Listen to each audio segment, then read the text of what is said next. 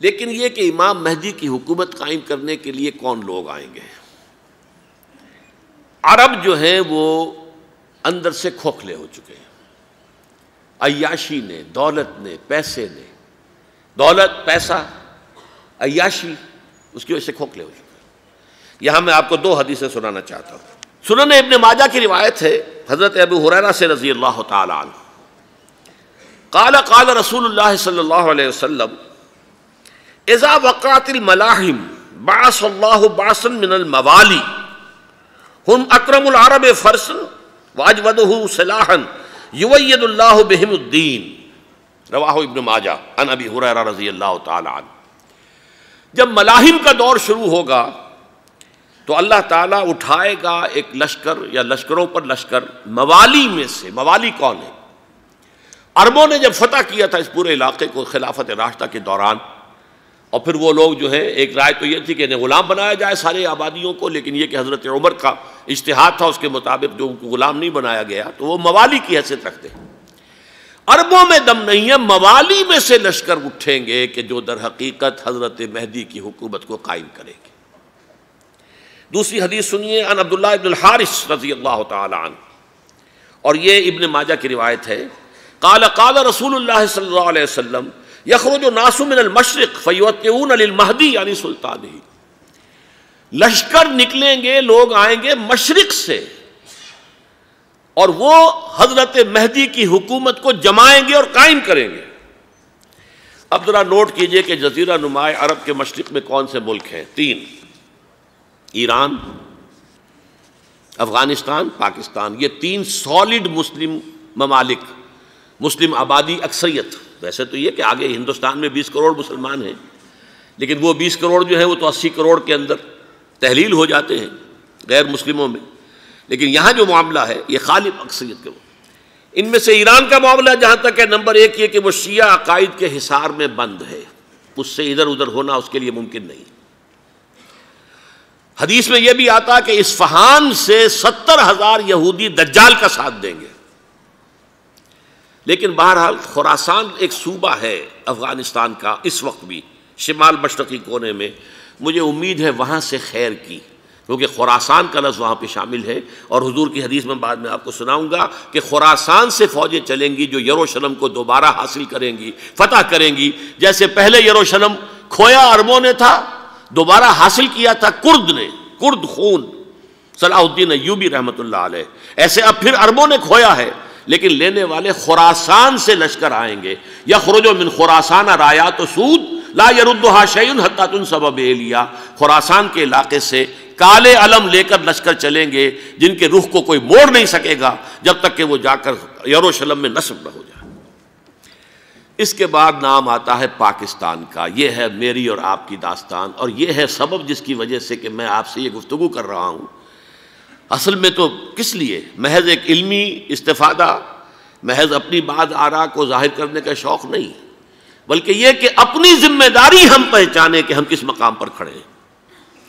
دیکھیے، اس پاکستان کے بارے میں یا ہندوستان کے بارے میں علامہ اقبال نے کہا تھا اپنے ترانہ ملی میں، میرے عرب کو آئی ٹھنڈی ہوا جہاں سے، میرا وطن وہی ہے، میرا وطن وہی ہے۔ اور مجھے بتایا گیا کہ سنن ابی داؤد میں یہ روایت موجود ہے کہ حضور نے فرمایا کہ ہندوستان کی طرف سے مجھے ٹھنڈی ہوا آتی، اگرچہ مجھے وہ حدیث ابھی نہیں ملی ہے، لیکن حزب التحریر کا ایک کارڈ مجھے ملا تھا، تو اس میں اس حدیث کا اور اس میں ابو داؤد کی روایت کا حوالہ موجود تھا۔ لیکن میں جو چیز آپ کو بتا چکا ہوں وہ یہ کہ الف ثانی کا پورا تجدیدی کارنامہ اس ہندوستان کی سرزمین میں ہوا۔ مجدد الف ثانی شیخ احمد سرندی، شاہ ولی اللہ دہلوی، سید احمد بریلوی، وہ تو ہمارے پاکستان میں آ کر جو ہے ان کا خون جذب ہوا ارض پاکستان میں۔ پھر شیخ الہند مولانا محمود حسن۔ تحریک خلافت چلی تو صرف ہندوستان میں چلی اور کہیں نہیں چلی۔ آزادی کی تحریک چلی پوری دنیا میں، وہ نیشنلزم کی بنیاد پر چلی، ملے نیشنلزم، عرب نیشنلزم، ترک نیشنلزم۔ ہمارے ہاں چلی تو اسلام کے نام پر، پاکستان کا مطلب کیا؟ لا الہ الا اللہ۔ پھر پاکستان قائم ہوا معجزے کے طور پر، بلکہ نازل ہوا ہے لیلۃ القدر میں، انا انزلناہ فی لیلۃ القدر، جیسے قرآن نازل ہوا لیلۃ القدر میں، یہ پاکستان بھی نازل ہوا لیلۃ القدر میں۔ اس کا برقرار رہنا ابھی تک معجزہ ہے۔ ہندو یہ سمجھتا تھا، کانگریس سمجھتی تھی کہ جھٹپٹ ختم ہو جائے گا۔ پھر یہ کہ اس کا قرارداد مقاصد کا پاس ہو جانا، مزید بھی اور اضافی دفعات دستور میں آ جانا، اب کمرشل انٹرسٹ کو ربا قرار دے کر حرام قرار دینا، یہ سارے لینڈ مارکس ہیں کہ جو اشارہ کر رہے ہیں کسی چیز کی طرف، معاملہ کدھر جا رہا ہے۔ پھر یہ کہ یہ جو 14ویں صدی کے مجدد تھے شیخ الہند، اس کے بعد سے کچھ ایسی شخصیتیں عظیم پیدا ہوئی ہیں ہند میں، جن کو میں سمجھتا ہوں کہ 14ویں صدی کے مجدد اور 15ویں صدی کے مجدد کے درمیان یہ 15ویں صدی کے مجدد کی راہ کو سیدھا کرنے والے، جیسے کہ حضرت یحییٰ نے کہا تھا میں تو آنے والے کا راستہ سیدھا کر رہا ہوں حضرت عیسیٰ کے لیے، ایسے ہی 15ویں صدی کے لیے امام مہدی کے لیے راستہ صاف کرنے والے سب سے پہلے علامہ اقبال، جنہوں نے اسلام کا تصور دین کی حیثیت سے دوبارہ زندہ کیا ہے، ورنہ اسلام ایک مذہب کی شکل اختیار کر چکا تھا۔ پھر مولانا مودودی، مولانا ابوالکلام آزاد حکومت الہیہ کے نعرے کے ساتھ میدان میں آئے۔ یہ اقبال نے جو تصور پیش کیا تھا اس پر عملی جد و جہد کے لیے حزب اللہ قائم ہوئی۔ نوٹ کر لیجئے 11 برس کا فرق ہے عمر کا علامہ اقبال کے اور ابوالکلام کے، اور 1913 میں جب حزب اللہ قائم کی ہے اس وقت علامہ اقبال کی ملی شاعری اپنے عروج کو پہنچ چکی تھی۔ پھر یہ کہ علامہ اقبال کے بعد تعمیل جو ہے اس کام کی وہ ابوالکلام نے کی، لیکن روایتی علماء کی شدید مخالفت کی وجہ سے وہ بددل ہو کر چھوڑ گئے، کانگریس میں شامل ہو گئے، بساط جو ہے حزب اللہ کی انہوں نے لپیٹ دی۔ پھر مولانا مودودی آئے، انہوں نے وہ ڈور جو ہے اس کا سرا تھاما، جماعت اسلامی قائم کی حکومت الہیہ ہی کے قیام کے لیے۔ اگرچہ میرے نزدیک یہ کہ وہ انتخابی اور ایک قومی سیاست کی ایک جماعت بن کر پاکستان میں جو ہے دلدل میں پھنس گئی ہے، اب ہم اس کی کوشش کر رہے ہیں، تنظیم اسلامی اور یہ تحریک خلافت جس کے تحت یہ جلسہ ہو رہا ہے، یہ ساری چیزیں وہ ہیں کہ آپ کو سوائے پاکستان کے اور کہیں نہیں ملیں گی پوری دنیا میں۔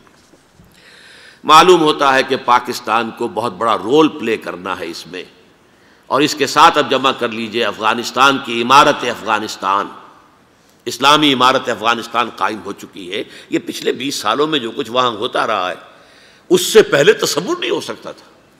علامہ اقبال کے فرزند بھی دیکھ کر آئے ہیں، تو اگرچہ وہ خود میں سمجھتا ہوں کہ خاصے انہیں آپ لبرل کہیں، آزاد خیال کہیں، لیکن اس درجے متاثر ہو کر آئے تھے کہ انہوں نے یہ کہا افغانستان میں جو میں نے حالات دیکھے ہیں کہ اگر 2-4 اور مسلمان ملکوں کے اندر یہ نظام قائم ہو جائے تو پوری دنیا مسلمان ہو جائے گی۔ یہ سب کچھ کیسے ہو رہا ہے؟ یہ آنے والے دور کی جھلکیاں ہیں۔ Coming events are casting their shadows before. یہ سب بتا رہے ہیں کہ پاکستان افغانستان کو مل کر اس میں کوئی عظیم رول پلے کرنا ہے۔ اور اس کے ضمن میں اب میں علامہ اقبال کے بارے میں آخری بات کہہ رہا ہوں۔ علامہ اقبال کے بارے میں عام یہ خیال ہے، انہوں نے اپنے خطبات میں مہدی کا اور نزول مسیح کا، حالانکہ میں کل پڑھ رہا تھا مولانا سید احمد اکبر آبادی رحمۃ اللہ علیہ کا ایک مقالہ ان کا کہ علامہ اقبال نے ابن خلدون کے بارے میں یہ کہا ہے کہ مہدی کا اور نزول عیسیٰ کا دونوں کا انہوں نے انکار کیا ہے، حالانکہ ابن خلدون نے نزول عیسیٰ کا انکار نہیں کیا، صرف مہدی کا انکار کیا ہے۔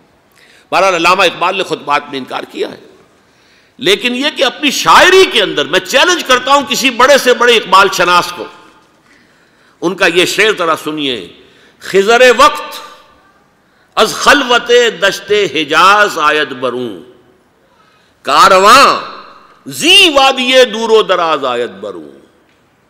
خضر وقت، امام وقت، رہنمائے وقت، قائد وقت، خلوت دشت حجاز، حجاز کی صحرا کی کسی خلوت گزینی سے نکل کر باہر آئیں گے۔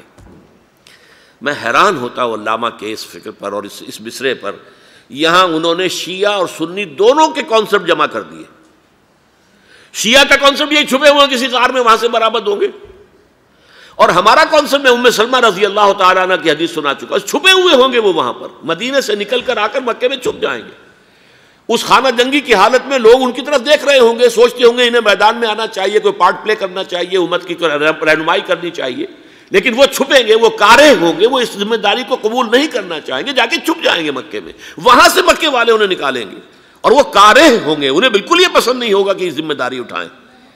تو خضر وقت از خلوت دشت حجاز آیت بروں، کارواں زی وادی دور و دراز آیت بروں۔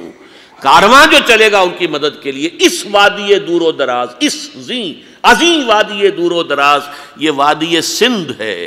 وادی سندھ جو ہے ہم سمجھتے ہیں کہ صرف یہ پاکستان اور پنجاب جو ہے یہ اس میں شامل ہے، سندھ اور پنجاب نہیں، افغانستان کا پورا مشرقی علاقہ اس میں شامل ہے۔